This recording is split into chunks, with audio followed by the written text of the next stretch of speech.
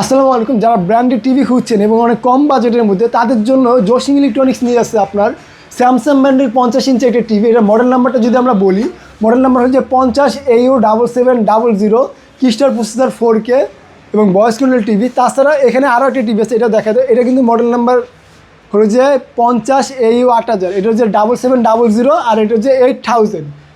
একই ভেরিয়েন্টের, জাস্ট একটা হচ্ছে 6 মাস আগে আছে, এটা 6 মাস পরে আছে। একটা মোটা বডি আর একটা এয়ার সিলিম বডি, ঠিক আছে।